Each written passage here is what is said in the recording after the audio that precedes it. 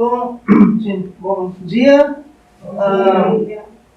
Desculpe acaso, Casa do Salvador. Então vamos dar início à sessão de TCC da Gabriele sobre orientação. Agradecer a presença da banca, sou eu, a professora Luísa, agradecer a presença da família. E, bom, então, ele tem em torno de 20 minutos para apresentar o trabalho. Depois cada membro da banca tem em torno de 20 minutos também. E é isso, fique à vontade. Bom dia, gente.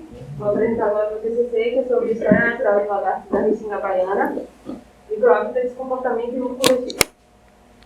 Os lagartos, eles são um grupo de répteis mais diversos. Ele possui cerca de 400 espécies, distribuídas entre 400 gêneros, distribuídas entre 3.800 espécies. E o Brasil é o país que tem a maior fauna desses animais do mundo. Sendo que o Brasil, eles têm famílias distribuídas por todos os biomas, mesmo os biomas brasileiros têm características bem distintas uns dos outros. Por isso, as restingas, que são locais que têm vegetação e ambientes muito heterogêneos, são um bom local para estudo sobre esses animais, justamente por essa diversidade de microhábitats. Aqui no Brasil, as restingas estão presentes no litoral de Alagoas, Sergipe, Bahia, Espírito Santo, Rio de Janeiro e São Paulo. As restingas, elas apresentam uma diversidade de microhábitats e elas são definidas como depósitos arenosos que estão presentes na costa e têm sua formação influenciada principalmente pelos ventos e pela deriva litorânea. É um ambiente que vem sendo muito degradado pela ação humana e as principais ameaças são a especulação imobiliária, o turismo predatório, o tráfico de veículos e a poluição. Por ter essa diversidade de microambientes, isso favorece a formação de bordas naturais. E, com isso, nós temos a possibilidade de fazer estudos comparativos entre os lagartos que habitam as áreas de borda e as áreas de interior, seja estudos comparando morfologia, comportamento, abundância e riqueza nos diferentes ambientes, entre outros. Nas restingas brasileiras, os gêneros mais comuns de lagartos são os Liolaemus, Tropiduras, Amebas, Nematoforas, Quintrópicos, Tupinames, Malbuia, Gymnodactylus e Hemidactylus. A relação entre o comportamento e o microhábitat, assim como a morfologia, ela vem sendo cada vez mais estudada. Acredita-se que a maioria dessas adaptações elas têm origem na seleção natural e é comprovado que algumas características morfológicas e comportamentais elas permitem um maior sucesso de algumas espécies em determinados ambientes. Um exemplo de trata de morfologia são os lagartos da família Ciconidae, que eles têm algumas espécies que têm cerdas nos pés que permitem que eles caminhem com facilidade em superfícies verticais e lisas. Também temos a questão do tamanho das pernas traseiras, que pernas traseiras maiores elas podem ter uma facilidade maior para se deslocar em superfícies abertas, o que pode favorecer esses animais em locais mais abertos, diferente de lagartos com as pernas traseiras menores, que vão ter mais estabilidade em galhos finos e para se locomover por entre a vegetação. Em relação ao comportamento, temos o exemplo da tática de fuga, que é algo que acontece quando o lagarto tenta fugir do predador, e já é provado de que a predação tem influência direta na divisão de nichos desses animais. Em relação à dieta, também temos uma comparação da dieta com a morfologia, porque o tamanho da cabeça e o tamanho da mandíbula vai influenciar diretamente no tipo de presa que aquele animal vai ter. E o tipo de presa que ele vai predar vai definir em qual local pode ser melhor para ele viver ou não, por conta da disponibilidade de recursos. Tendo em vista todos esses fatores que influenciam onde cada espécie pode viver, esse trabalho tem como objetivo comparar áreas de borda interior de manchas de vegetação de restinga para os seguintes aspectos ecológicos, que é a composição de espécies lagartas e a ocorrência das diferentes espécies, a abundância das espécies mais comuns, o comportamento da espécie mais observada e morfometria da espécie mais comum. Com isso, buscou-se fornecer informações sobre a variação espacial em escala fina de ocorrência e história natural desses lagartos. O estudo foi feito no Parque das Dunas, que é uma área preservada de dunas e restingas aqui de Salvador, que faz parte da Alagoas de Dunas do Abaeté e está situada majoritariamente no bairro da Praia do Flamengo.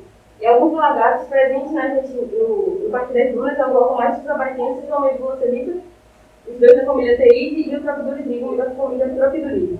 Sendo que o Glaucomásticos e os Tropiduras eles são considerados estão na lista de animais de extinção do Ministério do Meio Ambiente. Foram realizadas 14 atividades de campo entre os dias 7 de abril de 2021 e 2 de julho de 2022. Essa pouca atividade nesse longo período se deu principalmente por conta da pandemia, que em 2022 e 2021 estávamos em isolamento, em quarentena, então foi difícil manter uma atividade de campo mais assídua.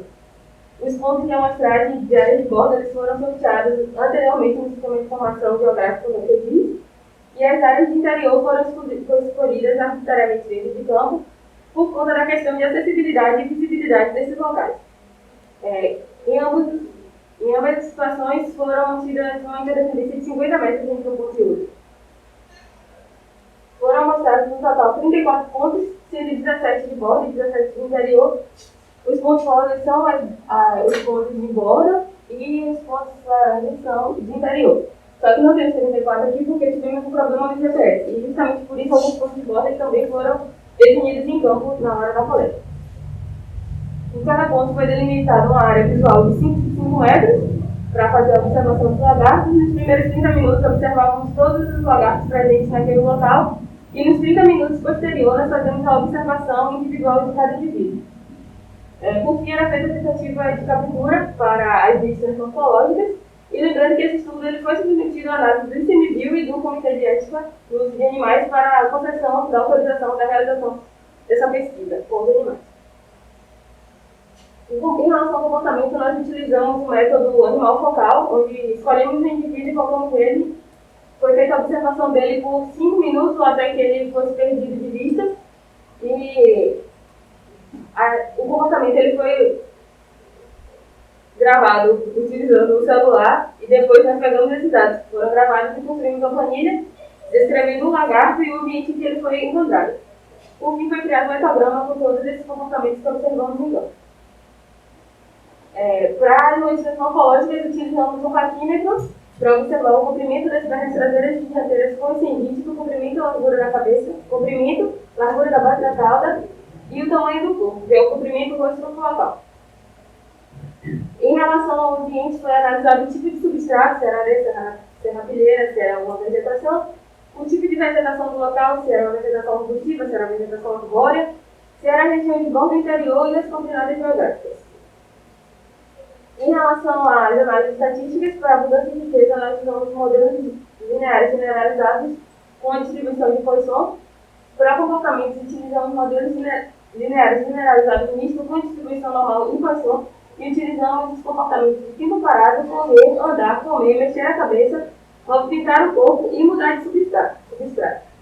Para a morfometria, utilizamos GLM juntamente com distribuição gama.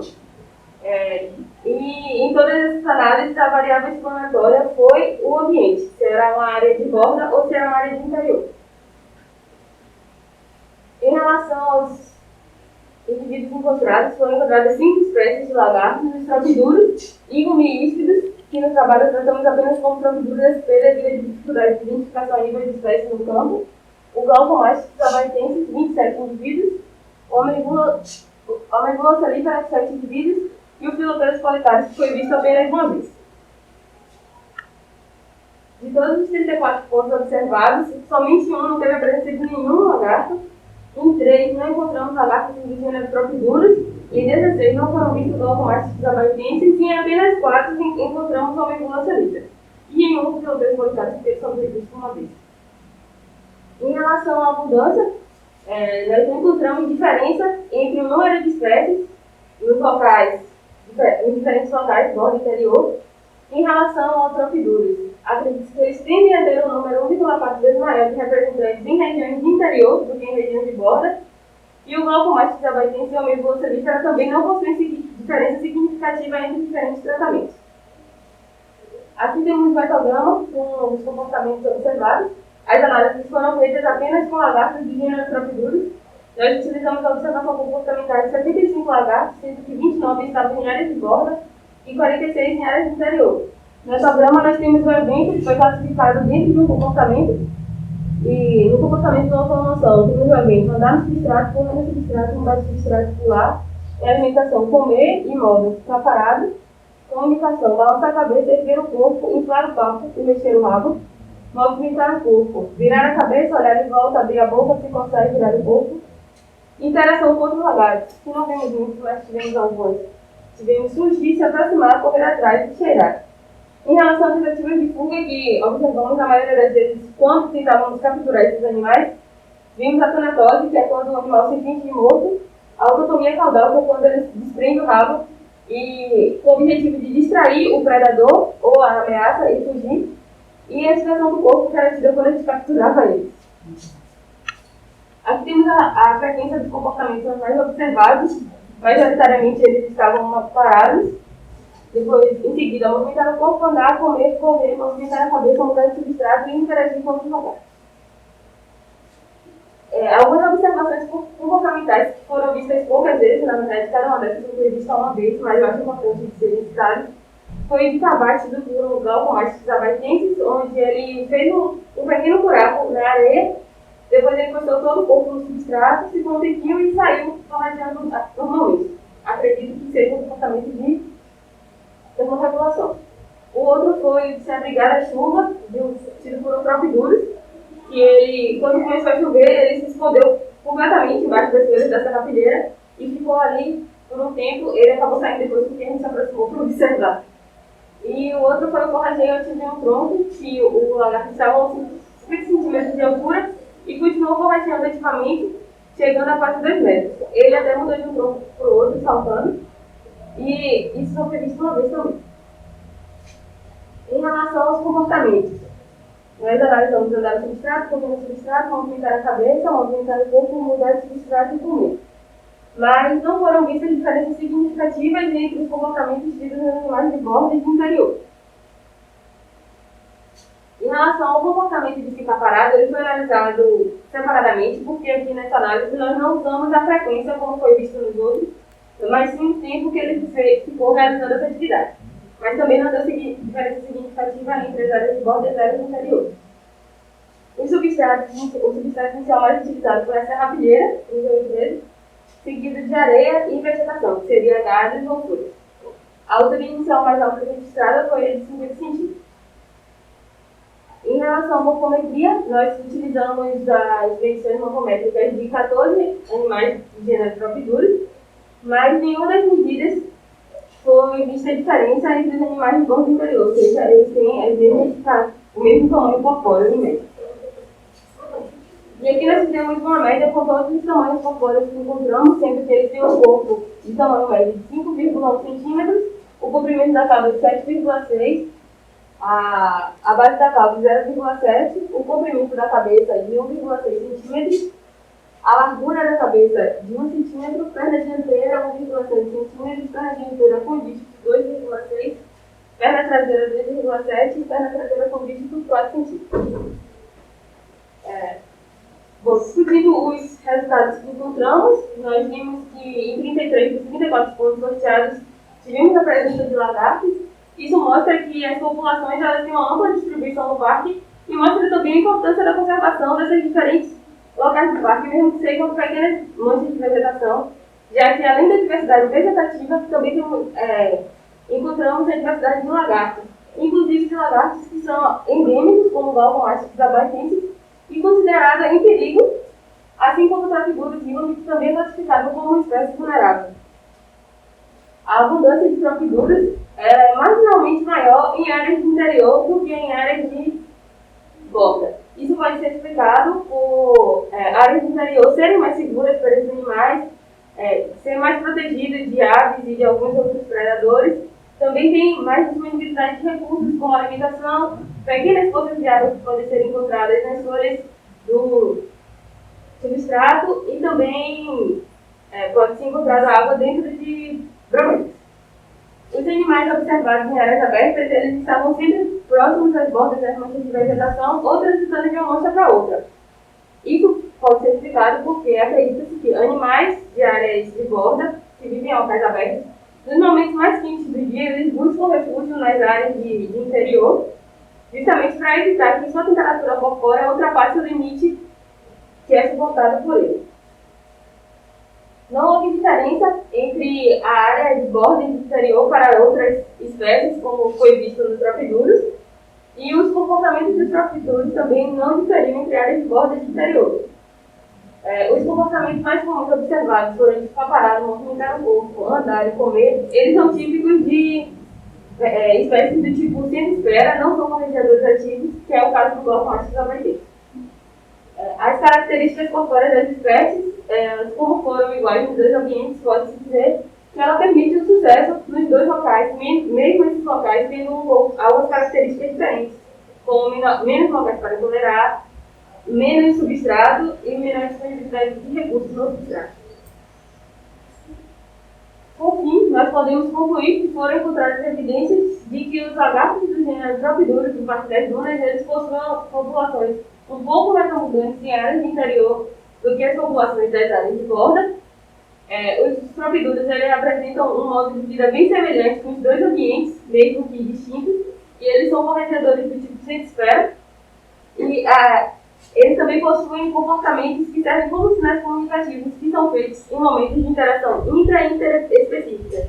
Alguns desses comportamentos são inflar o papo, movimentar a cauda em um movimento sinuoso, erguer o corpo e fazer o movimento da cabeça, que foi visto inicialmente como boom, que é meio que um sinal de alerta, tipo, eu estou no alerta, eu estou te vendo, eu sei que você está aí, não se aproxime.